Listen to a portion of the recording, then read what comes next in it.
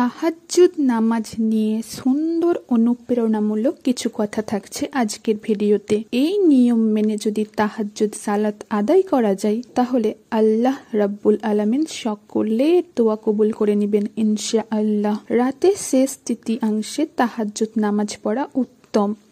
শেষ তৃতীয়াংশ বলতে রাতের শেষ 3 ঘন্টার সময়কে বোঝানো হয়।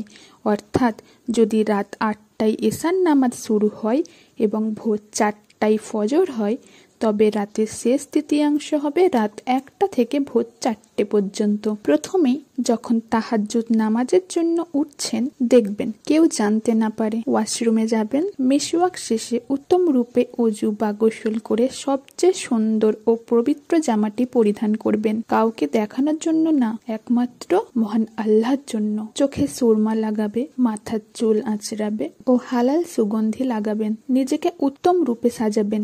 আজকের এই গোসল, এই সাজ শুধুমাত্র আল্লাহর জন্য, শুধুই মহান আল্লাহর জন্য।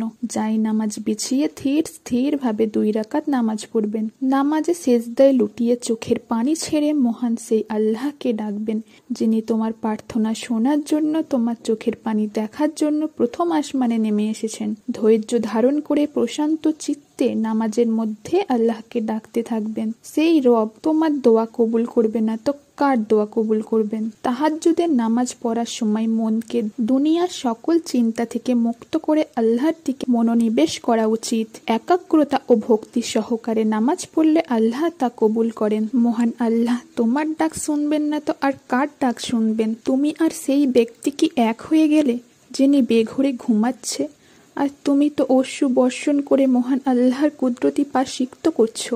না, তুমি আল্লাহর রহমতের ছায়ার নিচে, আর সে অনেক দূরে। তোমার প্রার্থনায় আরশ কেঁপে উঠছে, তকদির দুলছে। অবশেষে আল্লাহ তকদির পরিবর্তন করে বান্দার আরজি কবুল করেন। তোমার দোয়া কবুল হয় না, তোমার দুঃখ মোচন হয় না, তোমার বিপদ আরো বেড়েই চলেছে। এই নিয়মে ডাকতে থাকো। দেখেছেন তো, যিনি মাত্র 6 দিনে এই পৃথিবী সৃষ্টি করেছেন, যদি ডাকার মতো আল্লাহকে ডাকা যায়, তবে আমাদের ইচ্ছেগুলোও 6 মিনিটও লাগবে না পূরণ হতে ইনশাআল্লাহ। তাহাজ্জুদের সময়ে করা দোয়া হলো এমন একটি তীরের মতো, যা লক্ষ্যভ্রষ্ট হয় না।